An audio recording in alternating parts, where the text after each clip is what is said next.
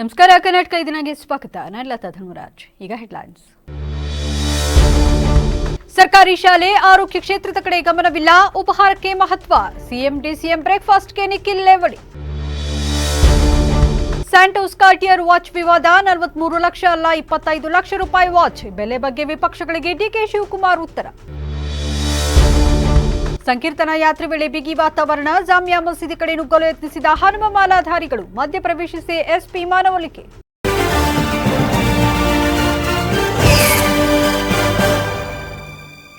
ಬ್ರೇಕ್ಫಾಸ್ಟ್ಗೆ ಇಡ್ಲಿ, ನಾಟಿ ಕೋಳಿ ಸಾರು, ಡಿನ್ನರ್ಗೆ ಬೆಳ್ಳುಳ್ಳಿ ಕಬಾಬ್ ಇರುತ್ತೇನೋ, ಆದರೆ ರಾಜ್ಯದಲ್ಲಿ ಉಪಹಾರ ಇಲಾಖೆ ಮಾತ್ರ ಸಕ್ರಿಯವಾಗಿದೆ ಅಂತ ಸಿಎಂ ಡಿಸಿಎಂ ಬ್ರೇಕ್ಫಾಸ್ಟ್ ಮೀಟಿಂಗ್ಗೆ ಜೆಡಿಎಸ್ ಯುವ ಘಟಕದ ಅಧ್ಯಕ್ಷ ನಿಖಿಲ್ ಕುಮಾರಸ್ವಾಮಿ ಲೇವಡಿ ಮಾಡಿದರು.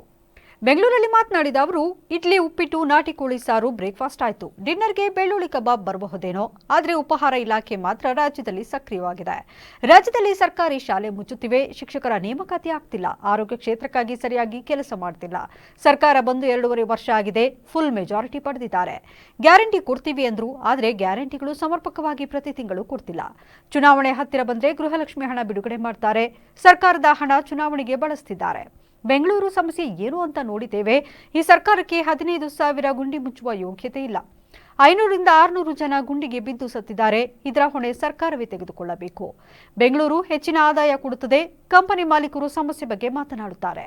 ಬೆಂಗಳೂರಲ್ಲಿ ರಸ್ತೆ ಯಾವುದು, ಫುಟ್ಪಾತ್ ಯಾವುದು ಅಂತ ಗೊತ್ತಿಲ್ಲ. ಇದು ಸರ್ಕಾರದ ಪರಿಸ್ಥಿತಿ ಎಂದು ಆಕ್ರೋಶ ಹೊರಹಾಕಿದರು. ಡೆಲ್ಲಿನಲ್ಲಿ ಇಡ್ಲಿ ಆಯಿತು, ಬ್ರೇಕ್ಫಾಸ್ಟು, ಮಧ್ಯಾಹ್ನ ನಾಟಿ ಕೋಳಿ ಸಾರು ಆಯಿತು, ಬಹುಶಃ ಡಿನ್ನರ್ಗೆ ಬೆಳ್ಳುಳ್ಳಿ ಕಬಾಬ್ ಬರ್ಬೋದು ಅಂತ ಅಂದ್ಕೊಳ್ತೀನಿ. ಅಂತಿಮವಾಗಿ ಉಪಹಾರ ಇಲಾಖೆ ಮಾತ್ರ ರಾಜ್ಯದಲ್ಲಿ ಸಕ್ರಿಯವಾಗಿ ಕೆಲಸ ಮಾಡ್ತಾ ಇದೆ ಅಂತಕ್ಕಂಥದ್ದು ರಾಜ್ಯದ ಜನತೆಯ ಭಾವನೆ. ನಿನ್ನೆ ಸಿಎಂ ಸಿದ್ದರಾಮಯ್ಯ ಹಾಗೂ ಡಿಸಿಎಂ ಡಿಕೆ ಶಿವಕುಮಾರ್ ಇಬ್ಬರು ಸ್ಯಾಂಟೋಸ್ ಕಾರ್ಟಿಯರ್ ವಾಚ್ ಧರಿಸಿದ್ರು. ಈ ವಾಚ್ ಬೆಲೆ 43 ಲಕ್ಷ ರೂಪಾಯಿ ಎಂದು ವಿಪಕ್ಷ ಬಿಜೆಪಿ ಜೆಡಿಎಸ್ ಹೇಳಿದ್ವು. ಆದರೆ ವಾಚ್ ಬೆಲೆ 43 ಲಕ್ಷ ರೂಪಾಯಿ ಅಲ್ಲ 25 ಲಕ್ಷ ರೂಪಾಯಿ ಎಂದು ಡಿಸಿಎಂ ಡಿಕೆಶಿ ಸ್ಪಷ್ಟನೆ ನೀಡಿದ್ದಾರೆ. ಮಂಗಳವಾರ ಸಿಎಂ ಸಿದ್ದರಾಮಯ್ಯ ಮತ್ತು ಡಿಸಿಎಂ ಡಿಕೆ ಶಿವಕುಮಾರ್ ಇಬ್ಬರು ಜೊತೆಯಾಗಿ ಬ್ರೇಕ್ಫಾಸ್ಟ್ ಮಾಡಿದ್ರು. ಬೆಂಗಳೂರಿನ ಸದಾಶಿವನಗರದ ಡಿಕೆ ಶಿವಕುಮಾರ್ ಮನೆಗೆ ಭೇಟಿ ನೀಡಿದ ಸಿಎಂ ಸಿದ್ದರಾಮಯ್ಯ ಇಡ್ಲಿ, ನಾಟಿ ಕೋಳಿ ಸಾರು ಸವಿದ್ರು. ಡಿಕೆ ಶಿವಕುಮಾರ್ ಮನೆಗೆ ಬಂದ ಸಿಎಂ ಸಿದ್ದರಾಮಯ್ಯ ಅವರನ್ನ ಡಿಕೆ ಸುರೇಶ್ ಹಾಗೂ ಡಿಕೆ ಶಿವಕುಮಾರ್ ಸ್ವಾಗತಿಸಿದ್ರು. ಈ ವೇಳೆ ನಾಟಿ ಕೋಳಿ ಸಾರು ಬಗ್ಗೆ ಚರ್ಚೆಯಾದಂತೆ ಸಿಎಂ ಸಿದ್ದರಾಮಯ್ಯ ಹಾಗೂ ಡಿಸಿಎಂ ಡಿಕೆ ಶಿವಕುಮಾರ್ ಧರಿಸಿದ್ದ ವಾಚ್ ಕೂಡ ಎಲ್ಲರ ಗಮನ ಸೆಳೆಯಿತು. ಸಿಎಂ ಡಿಸಿಎಂ ಕೈಯಲ್ಲಿದ್ದ ವಾಚ್ ಕಾರ್ಟಿಯರ್ ಕಂಪನಿಯ ವಾಚ್. ಈ ವಾಚ್ನ ಬೆಲೆ ಬರೋಬ್ಬರಿ 43 ಲಕ್ಷ ರೂಪಾಯಿ ಅಂತ ವಿಪಕ್ಷ ಬಿಜೆಪಿ ಹಾಗೂ ಜೆಡಿಎಸ್ ಟ್ವೀಟ್ ಮಾಡಿ ಟೀಕೆ ಮಾಡಿದ್ವು. ಈ ಟೀಕೆಗೆ ಈಗ ಡಿಸಿಎಂ ಡಿಕೆ ಶಿವಕುಮಾರ್ ಉತ್ತರ ನೀಡಿದ್ದಾರೆ. ಇದು ನನ್ನ ಸ್ವಂತ ವಾಚ್. ನಾನು ಆಸ್ಟ್ರೇಲಿಯಾದಲ್ಲಿ ಕಳೆದ 7 ವರ್ಷದ ಹಿಂದೆ ಖರೀದಿಸಿದೆ. 25 ಲಕ್ಷ ರೂಪಾಯಿ ವಾಚ್ ಇದು. ಕ್ರೆಡಿಟ್ ಕಾರ್ಡ್ ಮೂಲಕ ಖರೀದಿ ಮಾಡಿದ್ದೇನೆ. ನನ್ನ ತಂದೆ ಬಳಿ 7 ವಾಚ್ ಇತ್ತು. ನನ್ನ ವಾಚ್ ಬಗ್ಗೆ ಚುನಾವಣೆ ಅಫಿಡವಿಟ್ನಲ್ಲೂ ಘೋಷಣೆ ಮಾಡಿಕೊಂಡಿದ್ದೇನೆ ಎಂದು ಹೇಳಿದ್ದಾರೆ. ಮಂಡ್ಯ ಜಿಲ್ಲೆ ಶ್ರೀರಂಗಪಟ್ಟಣದಲ್ಲಿ ಮಾಲಾಧಾರಿಗಳ ಸಂಕೀರ್ತನಾ ಯಾತ್ರೆ ವೇಳೆ ಹನುಮ ಮಾಲಾಧಾರಿಗಳು ಜಾಮಿಯಾ ಮಸೀದಿ ಕಡೆ ನುಗ್ಗಲು ಯತ್ನಿಸಿರುವ ಘಟನೆ ನಡೆದಿದೆ. ಈ ವೇಳೆ ಪೊಲೀಸರು ಹನುಮ ಮಾಲಾಧಾರಿಗಳನ್ನು ತಡೆದು ನಿಲ್ಲಿಸಿದರು. ಇದರಿಂದ ಪೊಲೀಸರು ಹಾಗೂ ಹನುಮ ಮಾಲಾಧಾರಿಗಳ ನಡುವೆ ತಳ್ಳಾಟ, ನೂಕಾಟ ಉಂಟಾಯಿತು. ಇದೇ ವೇಳೆ ಹನುಮ ಮಾಲಾಧಾರಿಗಳು ಕೇಸರಿ ಧ್ವಜ ತಿರುಗಿಸಿ ಮಸೀದಿ ಜಾಗ ನಮ್ಮದು ಎಂದು ಘೋಷಣೆ ಮೊಳಗಿತು. ಅಲ್ಲದೆ ಜಾಮಿಯಾ ಮಸೀದಿಯಲ್ಲಿರುವವನು ಹನುಮಂತ ಎಂದು ಘೋಷಣೆ ಕೂಗಿ ಬೂದುಕುಂಬಳ ಇಳಿ ತೆಗೆದು ಹೊಡೆದರು. ಇನ್ನು ಹನುಮ ಮಾಲಾಧಾರಿಗಳ ಜಾಮಿಯಾ ಮಸೀದಿ ಮುಂದೆ ಕುಳಿತು ಭಜನೆ ಮಾಡಿದ್ದು. ಈ ವೇಳೆ ಪರಿಸ್ಥಿತಿ ಕೈಮೀರುತ್ತಿದ್ದಂತೆಯೇ ಎಚ್ಚೆತ್ತ ಎಸ್ಪಿ ಮಲ್ಲಿಕಾರ್ಜುನ ಬಾಲದಂಡಿ ಅವರು ಪ್ರವೇಶಿಸಿ ಹನುಮ ಮಾಲಾಧಾರಿಗಳ ಮನವೊಲಿಸಿದರು. ಬಳಿಕ ಹನುಮ ಮಾಲಾಧಾರಿಗಳು ಜಾಮಿಯಾ ಮಸೀದಿ ವೃತ್ತದಿಂದ ಮುಂದೆ ಸಾಗಿದರು. ಅತ್ಯಾಚಾರ ಪ್ರಕರಣದಲ್ಲಿ ಜೀವಾವಧಿ ಶಿಕ್ಷೆ ಅನುಭವಿಸುತ್ತಿರುವ ಮಾಜಿ ಸಂಸದ ಪ್ರಜ್ವಲ್ ರೇವಣ್ಣಗೆ ಹೈಕೋರ್ಟ್ ಶಾಕ್ ನೀಡಿದ್ದು, ಜೀವಾವಧಿ ಶಿಕ್ಷೆ ಅಮಾನತುಗೊಳಿಸಿ ಜಾಮೀನು ನೀಡುವಂತೆ ಸಲ್ಲಿಸಿದ ಅರ್ಜಿಯನ್ನು ವಜಾಗೊಳಿಸಿದೆ. ಪ್ರಜ್ವಲ್ ರೇವಣ್ಣ ಸಲ್ಲಿಸಿದ ಅರ್ಜಿಯನ್ನು ಹೈಕೋರ್ಟ್ ಇಂದು ವಿಚಾರಣೆ ನಡೆಸಿತು. ಈ ವೇಳೆ ಪ್ರಜ್ವಲ್ ಪರ ವಕೀಲ ಸಿದ್ಧಾರ್ಥ್ ಲೂತ್ರಾ ವಾದ ಮಂಡಿಸಿದ್ದು, ಜಾಮೀನು ನೀಡಿದರೂ ಕೂಡ ಪರ್ಯಾರಿಯಾಗಿಲ್ಲ. ಇನ್ನುಳಿದ 2 ಪ್ರಕರಣದ ಟ್ರಯಲ್ಗೆ ಸಕಾಲಕ್ಕೆ ಹಾಜರಾಗುತ್ತಾರೆ. ಹೀಗಾಗಿ ಜಾಮೀನು ನೀಡಬೇಕೆಂದು ಮನವಿ ಮಾಡಿದ್ರು. ವಾದ ಆಲಿಸಿದ ನ್ಯಾಯಾಲಯ ಅರ್ಜಿಯನ್ನು ವಜಾಗೊಳಿಸಿದೆ. ಕೆಆರ್ ನಗರದಲ್ಲಿ ಮನೆ ಕೆಲಸದಾಕೆಯ ಮೇಲೆ ಅತ್ಯಾಚಾರ ಎಸಗಿದ ಪ್ರಕರಣದಲ್ಲಿ ಪ್ರಜ್ವಲ್ ರೇವಣ್ಣ ದೋಷಿ ಎಂದು ಜನಪ್ರತಿನಿಧಿಗಳ ವಿಶೇಷ ನ್ಯಾಯಾಲಯ ತೀರ್ಪು ನೀಡಿ ಜೀವಾವಧಿ ಶಿಕ್ಷೆ ವಿಧಿಸಿತ್ತು. ಈ ಆದೇಶವನ್ನು ಅಮಾನತುಗೊಳಿಸಿ ಜಾಮೀನು ನೀಡುವಂತೆ ಪ್ರಜ್ವಲ್ ರೇವಣ್ಣ ಹೈಕೋರ್ಟ್ ಮೆಟ್ಟಿಲೇರಿದರು. ನಮ್ಮಲ್ಲಿ ಸದ್ಯ ಯಾವುದೇ ಗೊಂದಲ ಇಲ್ಲ. ವೆಜ್ ಆಯ್ತು, ನಾನ್ ವೆಜ್ ಕೂಡ ಆಯ್ತು, ಎಲ್ಲರೂ ಸಮಾಧಾನವಾಗಿ ಇದ್ದಾರೆ ಅನ್ನೋದು ಅರ್ಥ ಆಯಿತು ಎಂದು ಶಾಸಕ ಇಕ್ಬಾಲ್ ಹುಸೇನ್ ಹೇಳಿದ್ದಾರೆ. ಸಿಎಂ ಡಿಸಿಎಂ ಬ್ರೇಕ್ಫಾಸ್ಟ್ ಮೀಟಿಂಗ್ ವಿಚಾರ ಕುರಿತು ರಾಮನಗರದಲ್ಲಿ ಮಾಧ್ಯಮಗಳೊಂದಿಗೆ ಮಾತನಾಡಿದ ಅವರು, ಹೈಕಮಾಂಡ್ ಏನೇ ತೀರ್ಮಾನ ಇದ್ದರೂ ಅದನ್ನು ನಾವೇ ಮಾಡುತ್ತೇವೆ ಎಂದಿದೆ. ಇದರಲ್ಲಿ ಇನ್ನೂ ಯಾವುದೇ ಗೊಂದಲ ಉಳಿದಿಲ್ಲ. ಇಡ್ಲಿ, ನಾಟಿ ಕೋಳಿ ಎಲ್ಲರೂ ಸಮಾನರು ಎಂದು ಅರ್ಥ ಮಾಡಿಸಿದೆ.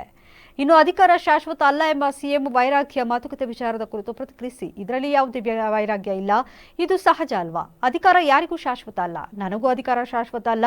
ಹಿಂದೆ ಇದ್ದ ಕುಮಾರಸ್ವಾಮಿಗೆ ಅಧಿಕಾರ ಶಾಶ್ವತ ಇತ್ತ? ಕೇವಲ ಅಧಿಕಾರ ಮಾತ್ರವಲ್ಲ, ಪ್ರಪಂಚವೇ ಯಾರಿಗೂ ಶಾಶ್ವತ ಅಲ್ಲ. ಎಲ್ಲದಕ್ಕೂ ಒಂದು ಕೊನೆ ಅಂತ ಇರುತ್ತೆ. ನಮ್ಮ ಮುಖ್ಯಮಂತ್ರಿಗಳು ಅರ್ಥಬದ್ಧವಾದ ಮಾತು ಹೇಳಿದ್ದಾರೆ ಎಂದು ತಿಳಿಸಿದರು. ನೋಡಿ, ಒಂದ್ ಕಡೆ ಇಡ್ಲಿ ಆಯ್ತು, ಯಾವ ಗೊಂದಲನೇ ಇಲ್ಲ. ನೀವು ನೋಡಿದಿರಿ, ವೆಜ್ಜು ಆಯಿತು, ನಾನ್ ವೆಜ್ಜು ಆಯಿತು ಅಲ್ವಾ? ವೆಜ್ಜು ಆಯಿತು, ನಾನ್ ವೆಜ್ಜು ಆಯಿತು, ಎಲ್ಲರೂ ಸಮಾಧಾನ ಆಗವ್ರೆ ಅಂತ ಅರ್ಥ ಆಯಿತು ಅಲ್ವಾ? ಸೊ ಹೈಕಮಾಂಡ್ನವ್ರು ತೀರ್ಮಾನ ನಾವು ಮಾಡ್ತೀವಿ ಅಂತ ಹೇಳಿದ್ದಾರೆ. ಇದರಲ್ಲಿ ಯಾವುದೇ ಗೊಂದಲನೂ ಇಲ್ಲ, ಮತ್ತೊಂದು ಇಲ್ಲ. ಇಡ್ಲಿ, ನಾಟಿ ಕೋಳಿ ಎಲ್ಲ ಸಮಾನವಾಗಿ ಇದ್ದೀರಿ ಅಂದ್ಬಿಟ್ಟು ಅರ್ಥ ಆಯಿತು. ಸಿಎಂ ಸರ್ ವೈರಾಗ್ಯದ ಮಾತು ಹೇಳಿರುವಂತಂದ್ರೆ ಅಧಿಕಾರ ಯಾರಿಗೂ ಶಾಶ್ವತ ಅಲ್ಲ, ಅಧಿಕಾರದಲ್ಲಿ ಯಾರು ಅಲ್ಲಿ ಸಹಜ ಅಲ್ವಾ? ಯಾರಿಗೂ ಶಾಶ್ವತ ಇಲ್ಲ, ನನಗೂ ಶಾಶ್ವತ ಇಲ್ಲ, ಹಿಂದೆ ಇದ್ದಂಥ ಕುಮಾರಸ್ವಾಮಿ ಅವ್ರಿಗೂ ಶಾಶ್ವತ ಇಲ್ಲ ಅಲ್ವಾ? ಯಾರಿಗೂ ಶಾಶ್ವತ ಅಲ್ಲ, ಅಧಿಕಾರ ಅಲ್ಲ, ಪ್ರಪಂಚನೇ ಶಾಶ್ವತ ಯಾರಿಗೂ ಅಲ್ಲ. ಎಲ್ರಿಗೂ ಒಂದು ಕೊನೆ ಅಂತ ಇದೆ. ಸೊ ಅದರಿಂದ ಅದರಲ್ಲಿ ನಮ್ಮ ಮುಖ್ಯಮಂತ್ರಿಗಳು ಹೇಳೋದ್ರಲ್ಲಿ ಭಾಳ ಅರ್ಥವಾದಂಥ ಒಂದು ಮಾತನ್ನು ಹೇಳಿದ್ದಾರೆ. ಎಲ್ರಿಗೂ ಯಾರಿಗೂ ಶಾಶ್ವತವಾದಂಥ ಅಲ್ಲ. ಜಾರಕಿಹೊಳಿ ಅವರು 30 ತಿಂಗಳ ನಂತರ ಬಿಡ್ಬೋದು, ಇಲ್ಲ ಅದಕ್ಕಿಂತ ಮುಂಚೆನೇ ಬಿಡ್ಬೋದು ಅಂತ ಅದು ನನಗೆ ಗೊತ್ತಿಲ್ಲ. ಅವ್ರು ನಮ್ಮ ನಾಯಕರು ಏನು ಜಿಲ್ಲಾಡಳಿತ, ಜಿಲ್ಲಾ ಪಂಚಾಯತ್, ಮಹಿಳಾ ಮತ್ತು ಮಕ್ಕಳ ಅಭಿವೃದ್ಧಿ ಇಲಾಖೆ, ವಿಕಲಚೇತನ ಹಾಗೂ ಹಿರಿಯ ನಾಗರಿಕರ ಸಬಲೀಕರಣ ಇಲಾಖೆ, ಯುವ ಸಬಲೀಕರಣ ಮತ್ತು ಕ್ರೀಡಾ ಇಲಾಖೆ ಹಾಗೂ ಜಿಲ್ಲೆಯ ವಿಕಲಚೇತನರ ಸಂಘ ಸಂಸ್ಥೆಗಳ ಸಂಯುಕ್ತಾಶ್ರಯದಲ್ಲಿ ನಗರದ ಡಾಕ್ಟರ್ ಬಿಆರ್ ಅಂಬೇಡ್ಕರ್ ಭವನದಲ್ಲಿ ವಿಶ್ವ ವಿಕಲಚೇತನರ ದಿನಾಚರಣೆ 2025 ಆಯೋಜಿಸಲಾಗಿತ್ತು. ಕಾರ್ಯಕ್ರಮದಲ್ಲಿ ಸಂಪನ್ಮೂಲ ವ್ಯಕ್ತಿಯಾಗಿ ಭಾಗವಹಿಸಿದ್ದ ಹಾಸನದ ಸರ್ಕಾರಿ ಕಾನೂನು ಕಾಲೇಜಿನ ಕಾನೂನು ಸಹ ಪ್ರಾಧ್ಯಾಪಕರಾದ ಡಾಕ್ಟರ್ ಭಾರತಿ ಜಿ ಗಣವಾರಿ ಅವರು ಮಾತನಾಡಿ, ವಿಕಲಚೇತನರು ಮೊದಲು ಆಂತರಿಕವಾಗಿ ಸದೃಢರಾಗಬೇಕು ಎಂದು ಕರೆ ನೀಡಿದರು. ನಂತರ ವಿಕಲಚೇತನರ ಕಾಯ್ದೆಯಡಿಯಲ್ಲಿ ದೊರೆಯುವ ಸೌಲಭ್ಯಗಳನ್ನು ಅನಧಿಕೃತವಾಗಿ ಪಡೆಯುವವರಿಗೆ ಸಿಗುವ ಶಿಕ್ಷೆಗಳ ಕುರಿತು ಕಾನೂನಿನ ಬಗ್ಗೆ ಮಾಹಿತಿ ನೀಡಿದರು. ಅಲ್ಲದೆ ಅಂಗವಿಕಲರ ಹಕ್ಕುಗಳು ಮತ್ತು ಸಂರಕ್ಷಣೆ 2016ರ ಕಾಯ್ದೆಯ ಕುರಿತು ವಿವರವಾಗಿ ತಿಳಿಸಿದರು. ಕಾಯ್ದೆಯಲ್ಲಿ ಕೊಡಲಾಗಿದೆ, ಅದನ್ನು ನೋಡೋದಾದ್ರೆ ಆ ವ್ಯಕ್ತಿಗಳು ಯಾವ ವ್ಯಕ್ತಿಗಳು ಅಂಗವಿಕಲರಲ್ಲ, ಆದರೆ ಕಾಯ್ದೆ ಅಡಿಯಲ್ಲಿ ಪ್ರಯೋಜನವನ್ನು ಪಡಿತಾ ಇದ್ದಾರೆ ಅಂತ ಅನ್ನೋದಾದ್ರೆ ಅವರಿಗೆ 2 ವರ್ಷದವರೆಗೂ ಜೈಲು ಶಿಕ್ಷೆಯನ್ನ ವಿಧಿಸಬಹುದಾಗಿದೆ. ಹಾಗೆ ಅದರೊಟ್ಟಿಗೆ 1 ಲಕ್ಷದವರೆಗೂ ದಂಡನೆಯನ್ನ ವಿಧಿಸಬಹುದು ಅಥವಾ 2 ಕೂಡ ವಿಧಿಸಬಹುದು. ಅಂದ್ರೆ 2 ವರ್ಷದವರೆಗೂ ಜೈಲು ಶಿಕ್ಷೆ ಮತ್ತು 1 ಲಕ್ಷದವರೆಗೂ ದಂಡನೆಯನ್ನು 2 ಕೂಡ ವಿಧಿಸಬಹುದಾಗಿದೆ. ಇದು ನಮ್ಮ ಕಾಯ್ದೆಯಲ್ಲಿನ ಶಿಕ್ಷೆಗೆ ಸಂಬಂಧಿಸಿರುವಂತಹ ಕಲಮುಗಳ ವಿವರಣೆ ಆಯಿತು. ಇನ್ನು ಕೆಲವೊಂದು ಕೇಸಸ್ ಇದ್ದಾವೆ. ನಾವು ನೋಡೋದಾದರೆ ಒಂದು ಇಂಪಾರ್ಟೆಂಟ್ ಕೇಸ್ ಬಗ್ಗೆ ಮಾತ್ರ ನಾನು ನಿಮ್ಗೆ ಹೇಳ್ತೀನಿ. ವಿಕಾಸ್ ಕುಮಾರ್ ವಿರುದ್ಧ ಕೇಂದ್ರ ಲೋಕಸೇವಾ ಆಯೋಗ ಈ ಒಂದು ಪ್ರಕರಣ 2021ರಲ್ಲಿ ಬಂದಿದ್ದು, ಅಂದರೆ ಈ ನಮ್ಮ ಹೊಸ ಕಾಯ್ದೆ ಬಂದ ನಂತರದಲ್ಲಿ ಬಂದಿರುವಂತಹ ಒಂದು ಪ್ರಕರಣ. ಈ ಕೇಸ್ನಲ್ಲಿ ಏನಾಯ್ತಂದ್ರೆ ಒಬ್ಬ ವ್ಯಕ್ತಿಗೆ ಬರೆಯೋದಕ್ಕೆ ಸಾಧ್ಯ ಆಗ್ತಾ ಇರಲಿಲ್ಲ, ರೈಟ್? ಅವನು ಏನೋ ಒಂದು ರೈಟಿಂಗ್ ಕ್ರಾಂಪ್ಸ್ನಿಂದ ಬಳಲ್ತಾ ಇದ್ದ. ಬರವಣಿಗೆ ಈ ಸಂದರ್ಭದಲ್ಲಿ ಜಿಲ್ಲಾ ವಿಕಲಚೇತನ ಹಾಗೂ ಹಿರಿಯ ನಾಗರಿಕ ಸಬಲೀಕರಣ ಅಧಿಕಾರಿ ಅನುಪಮ ಕೆಆರ್, ಮಹಿಳಾ ಮತ್ತು ಮಕ್ಕಳ ಅಭಿವೃದ್ಧಿ ಇಲಾಖೆ ಉಪನಿರ್ದೇಶಕ ಧರಣಿ ಕುಮಾರ್ ಎಂಆರ್ ಸೇರಿದಂತೆ ವಿವಿಧ ಇಲಾಖೆಗಳ ಅಧಿಕಾರಿಗಳು ಮತ್ತು ವಿಕಲಚೇತನರ ಸಂಘ ಸಂಸ್ಥೆಗಳ ಪ್ರತಿನಿಧಿಗಳು ಉಪಸ್ಥಿತರಿದ್ದರು. ನಗರದ ಲಯನ್ಸ್ ಕ್ಲಬ್ ವತಿಯಿಂದ ಡಿಸೆಂಬರ್ 7ರಂದು ಎಲ್ಪಿಎಲ್ ಕ್ರಿಕೆಟ್ ಪಂದ್ಯಾವಳಿಯನ್ನು ಆಯೋಜಿಸಲಾಗಿದೆ ಎಂದು ಕ್ಲಬ್ನ ಕಾರ್ಯದರ್ಶಿ ಚಂದ್ರೇಗೌಡ ತಿಳಿಸಿದರು. ಹಾಸನದಲ್ಲಿಂದು ಪತ್ರಿಕಾಗೋಷ್ಠಿಯಲ್ಲಿ ಮಾತನಾಡಿದ ಅವರು, ಹಾಸನ ಸೇರಿದಂತೆ ಕೊಡಗು, ಚಿಕ್ಕಮಗಳೂರು ಹಾಗೂ ಮಂಗಳೂರಿನಿಂದ ಸುಮಾರು 15 ತಂಡಗಳು ಪಂದ್ಯಾವಳಿಯಲ್ಲಿ ಭಾಗವಹಿಸಲಿದ್ದು, ನಗರದ ಯುನೈಟೆಡ್ ಅಕಾಡೆಮಿ ಮೈದಾನದಲ್ಲಿ ಪಂದ್ಯಗಳು ನಡೆಯಲಿದೆ. ಲಯನ್ಸ್ ಕ್ಲಬ್ ವಿಶ್ವದಾದ್ಯಂತ 200 ದೇಶಗಳಲ್ಲಿ ತನ್ನ ಸೇವಾ ಜಾಲವನ್ನು ಹೊಂದಿದ್ದು, ಸುಮಾರು 14 ಲಕ್ಷ ಸದಸ್ಯರನ್ನು ಒಳಗೊಂಡಿದೆ. ದಕ್ಷಿಣ ಕನ್ನಡ, ಕೊಡಗು, ಹಾಸನ, ಚಿಕ್ಕಮಗಳೂರು ಜಿಲ್ಲೆಗಳನ್ನು ಒಳಗೊಂಡಂತೆ 317 ಡಿ ಲಯನ್ಸ್ ಜಿಲ್ಲಾ ವಿಭಾಗ ಉತ್ತಮವಾಗಿ ಕಾರ್ಯನಿರ್ವಹಿಸುತ್ತಾ ಬಂದಿದೆ. ಈಗಾಗಲೇ ಅನೇಕ ಸೇವಾ ಯೋಜನೆಗಳನ್ನು ವಿವಿಧ ಕ್ಲಬ್ಗಳ ಮೂಲಕ ಜಾರಿಗೆ ತಂದಿದ್ದು, ಕಣ್ಣಿನ ತಪಾಸಣೆ, ಯುವ ಸಬಲೀಕರಣ, ಪರಿಸರ ಜಾಗೃತಿ, ಮಧುಮೇಹ ತಪಾಸಣೆ, ರಕ್ತದಾನ ಶಿಬಿರ ಸೇರಿದಂತೆ ಅನೇಕ ಜನಪರ ಕಾರ್ಯಕ್ರಮಗಳನ್ನು ಕ್ಲಬ್ನಿಂದ ಯಶಸ್ವಿಯಾಗಿ ನಡೆಸಲಾಗಿದೆ ಎಂದು ಹೇಳಿದರು. ಇದರಲ್ಲಿ ನಮ್ಮ ಡಿಸ್ಟ್ರಿಕ್ಟ್ 3170 ರೆವಿನ್ಯೂ ಜಿಲ್ಲೆಯಾದಂಥ ಹಾಸನ, ಕೊಡಗು, ಚಿಕ್ಕಮಗಳೂರು, ಮಡಿಕೇರಿ ಈ 4 ಜಿಲ್ಲೆಗಳನ್ನು ರೆವಿನ್ಯೂ ಜಿಲ್ಲೆಗಳನ್ನಾಗಿ 3170 ಆಗಿ ಬೇರ್ಪಡಿಸಿದ್ದೀವಿ. ಅದರಲ್ಲಿ 120 ಕ್ಲಬ್ಗಳಿದೆ, 4850 ಜನ ಸದಸ್ಯರಿದ್ದಾರೆ. 120 ಕ್ಲಬ್ಗಳಿಂದ ಸುಮಾರು 6200 ಕಾರ್ಯಕ್ರಮಗಳನ್ನು ಇದುವರೆಗೂ ಹಮ್ಮಿಕೊಂಡಿದ್ದೀವಿ. ಅದರಲ್ಲಿ blood donation camp, health camp, eye screening, ಹೀಗೆ ಹಲವಾರು ಆರೋಗ್ಯ ತಪಾಸಣೆ ಶಿಬಿರಗಳನ್ನು ಮಾಡಿದ್ದೀವಿ. ಪತ್ರಿಕಾಗೋಷ್ಠಿಯಲ್ಲಿ ಕ್ಲಬ್ನ ಅಧ್ಯಕ್ಷ Ramesh, doctor S C Girish, Mamatesh, Chikkegowda ಇತರರು ಹಾಜರಿದ್ದರು.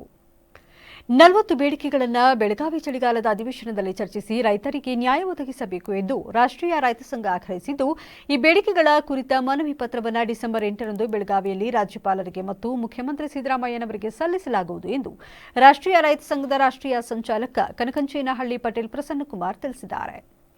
ಬೇಲೂರಿನಲ್ಲಿಂದು ಪತ್ರಿಕಾಗೋಷ್ಠಿಯಲ್ಲಿ ಮಾತನಾಡಿದ ಅವರು, ಐದಳಕಾವಲ್ ಸರ್ವೆ 1ರ ವ್ಯಾಪ್ತಿಯಲ್ಲಿನ 2560 ಎಕರೆ ಭೂಮಿಯನ್ನು ಅನಾದಿ ಕಾಲದಿಂದಲೂ ಸುಮಾರು 875 ಫಲಾನುಭವಿ ರೈತರು ಸಾಗುವಳಿ ಮಾಡುತ್ತಾ ತಮ್ಮ ಕುಟುಂಬಗಳನ್ನು ನಿರ್ವಹಿಸುತ್ತಿದ್ದಾರೆ.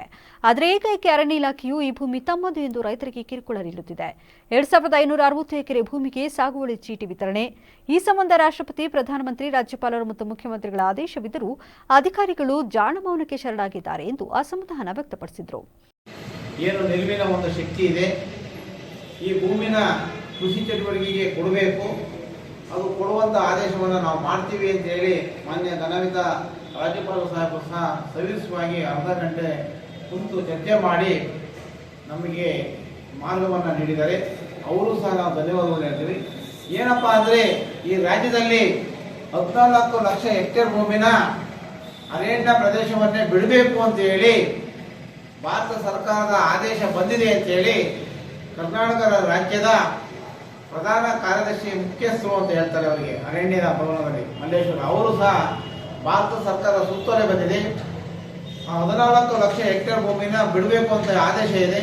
ನಾವು ಸಂಪೂರ್ಣವಾಗಿ 14 ಲಕ್ಷ ಹೆಕ್ಟೇರ್ ಬಿಟ್ಕೊಳ್ಳೋಕ್ಕೂ ಸಿದ್ಧವಾಗಿದ್ದೀವಿ. ಅದರ ಹಿನ್ನೆಲೆಯಲ್ಲಿ ಏನು ಐದಳಕಾವಲ್ ಸರ್ವೆ ನಂಬರ್ 1ರಲ್ಲಿ ಸರ್ಕಾರಿ ಭೂಮಿ ಅಂತ ಇದೆ, ಅದು ನಿಮ್ಮದೇ ಆಗಿರುತ್ತೆ. ಅದಕ್ಕೆ ಯಾವುದೇ ತಂದೆ ತಕರಾರು ಇರೋದಿಲ್ಲ.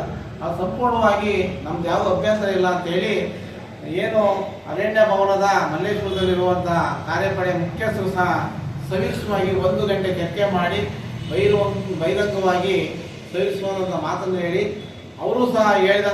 ಪತ್ರಿಕಾಗೋಷ್ಠಿಯಲ್ಲಿ ರೈತ ಸಂಘದ ರಾಷ್ಟ್ರೀಯ ಕಾರ್ಯಾಧ್ಯಕ್ಷ ಎಜಾಜ್ ಪಾಷಾ, ರಾಷ್ಟ್ರೀಯ ಕಾರ್ಯದರ್ಶಿ ಮೊಹಮ್ಮದ್ ದಸ್ತಗಿರಿ, ರಾಷ್ಟ್ರೀಯ ಮಹಿಳಾ ಅಧ್ಯಕ್ಷೆ ನಂಜಮ್ಮ, ರಾಜ್ಯ ಕಾರ್ಯದರ್ಶಿ ಆಯುಬ್ ಪಾಷಾ ಸೇರಿದಂತೆ ಇತರರು ಉಪಸ್ಥಿತರಿದ್ದರು. ದತ್ತಮಾಲಾಧಾರಣೆ ಕೇವಲ ಧಾರ್ಮಿಕ ಶ್ರದ್ಧೆಯ ಕಾರ್ಯವಷ್ಟೇ ಮಾತ್ರವಲ್ಲ, ನಮ್ಮ ಅಸ್ಮಿತೆಯ ಭಾಗವಾಗಿದೆ ಎಂದು ಪುಷ್ಪಗಿರಿ ರಾಷ್ಟ್ರೀಯ ಧಾರ್ಮಿಕ ಪರಿಷತ್ ಕೇಂದ್ರ ಸಮಿತಿ ಸದಸ್ಯ ಹಾಗೂ ಕನ್ನಡ ಸಾಹಿತ್ಯ ಪರಿಷತ್ನ ಪ್ರಧಾನ ಕಾರ್ಯದರ್ಶಿ ಬಿವಿ ಶಿವರಾಜ್ ಹೇಳಿದರು. ಚನ್ನಕೇಶ್ವರ ದೇಗುಲದ ಆವರಣದಲ್ಲಿ ವಿಶ್ವ ಹಿಂದೂ ಪರಿಷತ್ ಬಜರಂಗ ದಳ ವತಿಯಿಂದ ಹಮ್ಮಿಕೊಂಡಿದ್ದ ದತ್ತಮಾಲಾ ಅಭಿಯಾನ ಜಾಥಾಕ್ಕೆ ಚಾಲನೆ ನೀಡಿ ಮಾತನಾಡಿದ ಅವರು, ಗುರು ದತ್ತಾತ್ರೇಯರು ನೆಲೆಸಿದ ಅತ್ರಿ ಮುನಿಗಳು ತಪಸ್ಸು ಮಾಡಿದ ಪುಣ್ಯಭೂಮಿ ನಮ್ಮೆಲ್ಲರ ದತ್ತಪೀಠವಾಗಿದೆ. ಇಂತಹ ಪುಣ್ಯ ಕ್ಷೇತ್ರದಲ್ಲಿ ದತ್ತ ಜಯಂತಿಗೆ ಈ ಹಿಂದೆ ಚಿಕ್ಕಮಗಳೂರು ಜಿಲ್ಲೆ ಸೇರಿದಂತೆ ಈ ಭಾಗದ ಕೆಲವೇ ಜಿಲ್ಲೆ ತಾಲೂಕುಗಳಲ್ಲಿ ಮಾತ್ರ ದತ್ತಮಾಲಾ ಧಾರಣೆ ನಡೆಸುವ ಸೌಭಾಗ್ಯ ದೊರೆಯುತ್ತಿತ್ತು. ಆದರೆ ಈಗ ಪ್ರಮೋದ್ ಮುತಾಲಿಕ್ ಅವರ ಸತತ ಪರಿಶ್ರಮದಿಂದ ಇಡೀ ರಾಜ್ಯ ದೇಶದ ಹಿಂದೂಗಳಾದ ನಮಗೆ ಒದಗಿ ಬಂದಿದೆ. ಇಂದು ಸಮಸ್ತ ಹಿಂದೂ ಸಮಾಜದ ಕಾರ್ಯಕರ್ತರು ಶ್ರದ್ಧಾಭಕ್ತಿಗಳಿಂದ ದತ್ತ ಕರ್ನಾಟಕದ ಅಯೋಧ್ಯೆ ಎಂದು ಪ್ರಸಿದ್ಧವಾಗಿರುವ ದತ್ತಪೀಠದಲ್ಲಿ ದತ್ತ ಜಯಂತಿಯಲ್ಲಿ ಭಾಗಿಯಾಗುವುದು ನಮ್ಮ ಸೌಭಾಗ್ಯವಾಗಿದೆ ಎಂದರು.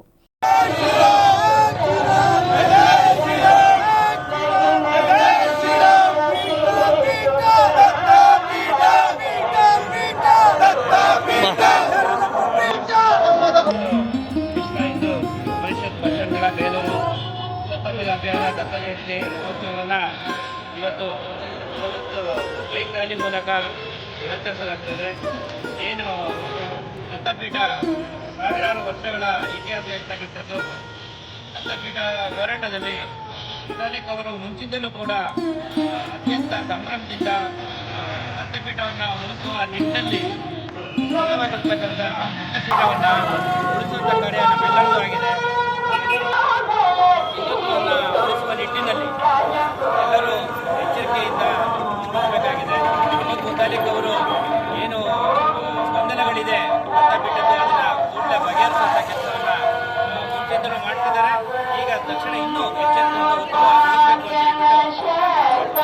ಈ ಸಂದರ್ಭದಲ್ಲಿ ಸಮಾಜ ಸೇವಕ ಸಂತೋಷ್ ದಪ್ಪ, ಬೇಲೂರು ವಿಶ್ವ ಹಿಂದೂ ಪರಿಷತ್ ಹಾಗೂ ಬಜರಂಗ ದಳ ಸಂಚಾಲಕ ನಾಗೇಶ್, ಧನ್ಪಾಲ್, ಹೇಮಂತ್, ಭರತ್ ಸೇರಿದಂತೆ ಇತರರು ಹಾಜರಿದ್ದರು. ಬೇಲೂರು ಪಟ್ಟಣದ ಪ್ರಮುಖ ರೆಸಿಡೆನ್ಸಿಯಲ್ಲಿ ಶ್ರೀ ಲಕ್ಷ್ಮೀ ಮಂಗಳವಾದ್ಯ ಮತ್ತು ಸಂಗೀತ ಕಲಾ ಸೇವಾ ಟ್ರಸ್ಟ್ ವತಿಯಿಂದ ನೂತನ ವಾರ್ಷಿಕ ಕ್ಯಾಲೆಂಡರ್ ಅನ್ನು ಬಿಡುಗಡೆ ಮಾಡಲಾಯಿತು. ಕಾರ್ಯಕ್ರಮಕ್ಕೆ ಮುಖ್ಯ ಅತಿಥಿಗಳಾಗಿ ಭಾಗವಹಿಸಿದ್ದ ಜಿಲ್ಲಾ ಕನ್ನಡ ಸಾಹಿತ್ಯ ಪರಿಷತ್ ಪ್ರಧಾನ ಕಾರ್ಯದರ್ಶಿ ಬೊಬ್ಬೇಗೌಡರು ಕ್ಯಾಲೆಂಡರ್ ಬಿಡುಗಡೆ ಮಾಡಿ ಮಾತನಾಡಿ, ಹೊಯ್ಸಳ ನಾಡು ಕಲೆ, ಸಂಸ್ಕೃತಿ ಮತ್ತು ಸಾಹಿತ್ಯದ ನಾಡಾಗಿದ್ದು ಈ ಪ್ರದೇಶವು ಅನೇಕ ಗಣ್ಯ ಕಲಾವಿದರ ಜನ್ಮಸ್ಥಳವಾಗಿದೆ. ಇಂತಹ ಪವಿತ್ರ ಭೂಮಿಯಲ್ಲಿ ಯುವ ಪೀಳಿಗೆಗೆ ನಾದಸ್ವರ, ಡೋಲು, ತಾಳಮದ್ದಳೆ ಸೇರಿದಂತೆ ನಮ್ಮ ಸಾಂಪ್ರದಾಯಿಕ ಕಲೆಯನ್ನು ಪರಿಚಯಿಸಿ ಬೆಳೆಸುತ್ತಿರುವ ಶ್ರೀ ಲಕ್ಷ್ಮೀ ಮಂಗಳವಾದ್ಯ ಮತ್ತು ಸಂಗೀತ ಕಲಾ ಸೇವಾ ಟ್ರಸ್ಟ್ ಸೇವೆ ಶ್ಲಾಘನೀಯ ಎಂದು ಪ್ರಶಂಸಿಸಿದರು. ಮತ್ತು ಸಂಗೀತ ಕಲಾ ಸೇವಾ ಟ್ರಸ್ಟ್ ಈ ಒಂದು ಟ್ರಸ್ಟ್ನ ಸಂಸ್ಥಾಪಕರಾಗಿ ಅಧ್ಯಕ್ಷರಾಗಿ ನಿಂತಿರ್ತಕ್ಕಂಥ ನರಸಿಂಹಸ್ವಾಮಿಯವರು ಸಾಮಾಜಿಕ ಕಳಕಳಿಯುಳ್ಳಂತಹ ಕಾರ್ಯಕ್ರಮಗಳನ್ನ ಈ ಹಿಂದಿನಿಂದಲೂ ರೂಪಿಸ್ತಕ್ಕಂಥದ್ದನ್ನು ನಾವು ನೋಡಿದ್ದೇವೆ. ಜೊತೆಗೆ ನಾವು ಅವರಲ್ಲಿ ಗಮನಿಸಿದ್ದು ಇತ್ತೀಚೆಗೆ ಒಂದು ಕಾರ್ಯಕ್ರಮದಲ್ಲಿ ಹಾಸನದ ಕಲಾಭವನದಲ್ಲಿ ಅವರನ್ನ ಭೇಟಿಯಾಗಿದ್ದೆ.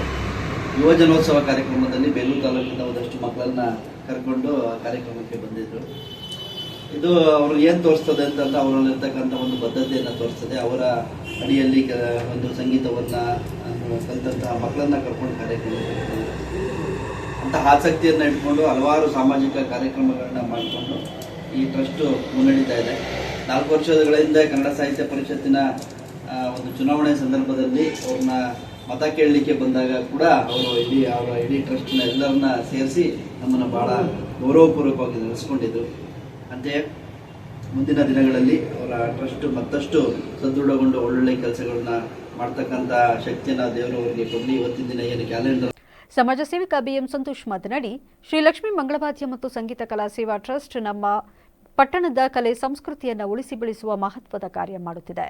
ಇಂದಿನ ವೇಗದ ಯುಗದಲ್ಲಿ ಸಾಂಪ್ರದಾಯಿಕ ವಾದ್ಯಗಳು, ಜನಪದ ನೃತ್ಯಗಳು, ನಾದಸ್ವರ, ಡೋಲುಗಳಂತಹ ಕಲೆಗಳು ಮರೆಯಾಗುವಂತಹ ಯುವ ಪೀಳಿಗೆಗೆ ತರಬೇತಿ ನೀಡಿ ಅವರನ್ನು ವೇದಿಕೆಗೆ ತರುತ್ತಿರುವುದು ಸಮಾಜಕ್ಕೆ ದೊಡ್ಡ ಕೊಡುಗೆಯಾಗಿದ್ದು, ಪ್ರತಿ ವರ್ಷದಂತೆ ಈ ವರ್ಷವೂ ಸಹ ಮಾಸಿಕ ಕ್ಯಾಲೆಂಡರ್ ಬಿಡುಗಡೆ ಮಾಡಲಾಗುತ್ತಿದೆ ಎಂದು ಹೇಳಿದರು.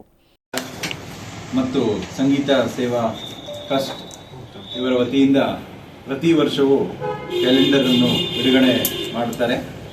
ಇವರು ಇದರ ನಮ್ಮ ನರಸಿಂಹಸ್ವಾಮಿಯವರು ನಮ್ಮ ತಂದೆಯವರ ಇದ್ದಂಥ ಕಾಲದಿಂದಲೂ ಕೂಡ ಈ ಒಂದು ಕ್ಯಾಲೆಂಡರನ್ನು ಬಿಡುಗಡೆ ಮಾಡ್ಕೊಂಡು ಬಂದಿದ್ದಾರೆ. ಹಾಗೆ ಪ್ರತಿ ವರ್ಷವೂ ನಮಗೂ ಈ ಒಂದು ಕಾರ್ಯಕ್ರಮಕ್ಕೆ ಕರೆದು ಅವರು ಒಂದು ಸಣ್ಣ ಟ್ರಸ್ಟ್ ಅಂತ ಹೇಳಿದ್ರು. ಸಣ್ಣ ಟ್ರಸ್ಟ್ ಆದರೂ ಪ್ರತಿಯೊಂದು ಮಕ್ಕಳಿಗೆ ಒಂದು ಕಲೆಯನ್ನು ಹೇಳ್ಕೊಡ್ಬೇಕು ಅನ್ನೋ ಒಂದು ಹುಮ್ಮಸ್ಸಿದೆ ಅವರಿಗೆ. ಹಾಗಾಗಿ ಅವರಿಗೆ ನಾವು ಕೂಡ ಅವರ ಜೊತೆ ಯಾವಾಗಲೂ ಇರ್ತೀವಿ. ನಮ್ಮ ತಂದೆ ಕೂಡ ಸಹಕಾರ ಕೊಡ್ತಾ ಇದ್ರು. ಅದೇ ರೀತಿಯಲ್ಲಿ ನಾವು ಅವರಿಗೆ ಎಲ್ಲ ರೀತಿಯ ಸಹಕಾರವನ್ನು ಕೊಡ್ತೀವಿ. ಈ ಒಂದು ಟ್ರಸ್ಟ್ ಇನ್ನೂ ಅತ್ಯುನ್ನತವಾಗಿ ಬೆಳೀಲಿ ಅಂತೇಳಿ ಕೇಳ್ಕೊತೀನಿ. ಹಾಗೆ ನಮ್ಮ ಬೇಲೂರಿನ ಚೆನ್ನಕೇಶ್ವರ ಸ್ವಾಮಿ ಅವರಿಗೆ ಇನ್ನೂ ಹೆಚ್ಚಿನ ಶಕ್ತಿ ಕೊಡಲಿ ಅಂತೇಳಿ ಕೇಳ್ಕೊತೀನಿ. ಇಲ್ಲಿ ಇವತ್ತು ಎಲ್ಲ ಸಂಘದವರು ಬಂದಿದ್ದಾರೆ. ನಮ್ಮ ಜಯ ಕರ್ನಾಟಕ ರಕ್ಷಣಾ ವೇದಿಕೆ, ಸಾಹಿತ್ಯ ಪರಿಷತ್ತು ಮತ್ತು ಎಲ್ಲ ಅವರು ಬಂದಿದ್ದಾರೆ. ಅವರೆಲ್ಲರಿಗೂ ಸ್ವಾಗತ ಕೋರ್ತಾ ಈ ಒಂದು ಕಾರ್ಯಕ್ರಮಕ್ಕೆ ಕರೆದು ನನ್ನ ಈ ವೇಳೆ ಮಂಗಳವಾದ್ಯ ಸೇವಾ ಟ್ರಸ್ಟ್ ಅಧ್ಯಕ್ಷ ನರಸಿಂಹಸ್ವಾಮಿ ಸೇರಿದಂತೆ ಇತರರು ಹಾಜರಿದ್ದರು. ಈಗ ಮತ್ತೊಮ್ಮೆ ಹೆಡ್ಲೈನ್ಸ್. ಸರ್ಕಾರಿ ಶಾಲೆ ಆರೋಗ್ಯ ಕ್ಷೇತ್ರದ ಕಡೆ ಗಮನವಿಲ್ಲ, ಉಪಹಾರಕ್ಕೆ ಮಹತ್ವ, ಸಿಎಂ ಡಿಸಿಎಂ ಬ್ರೇಕ್ಫಾಸ್ಟ್ಗೆ ನಿಖಿಲ್ ಲೇವಡಿ. ಸ್ಯಾಂಟೋಸ್ ಕಾರ್ಟಿಯರ್ ವಾಚ್ ವಿವಾದ, 43 ಲಕ್ಷ ಅಲ್ಲ 25 ಲಕ್ಷ ರೂಪಾಯಿ ವಾಚ್. ಬೆಲೆ ಬಗ್ಗೆ ವಿಪಕ್ಷಗಳಿಗೆ ಡಿಕೆ ಶಿವಕುಮಾರ್ ಉತ್ತರ. ಸಂಕೀರ್ತನಾ ಯಾತ್ರೆ ವೇಳೆ ಬಿಗಿ ವಾತಾವರಣ, ಜಾಮಿಯಾ ಮಸೀದಿ ಕಡೆ ನುಗ್ಗಲು ಯತ್ನಿಸಿದ ಹನುಮಮಾಲಾಧಾರಿಗಳು, ಮಧ್ಯ ಪ್ರವೇಶಿಸಿ ಎಸ್ಪಿ ಮನವೊಲಿಕೆ. ಇದಾಗಿತ್ತು ಇಲ್ಲಿವರೆಗಿನ ನ್ಯೂಸ್ ಅಪ್ಡೇಟ್ಸ್. ನಿರಂತರ ಸುದ್ದಿಗಾಗಿ ನೋಡ್ತಾ ಇರಿ ಬಿಬಿಸಿ ನ್ಯೂಸ್. ಇದು ಜನರ ಧ್ವನಿ. ಸತ್ಯದ ಕಡೆ ನಮ್ಮ ನಡೆ.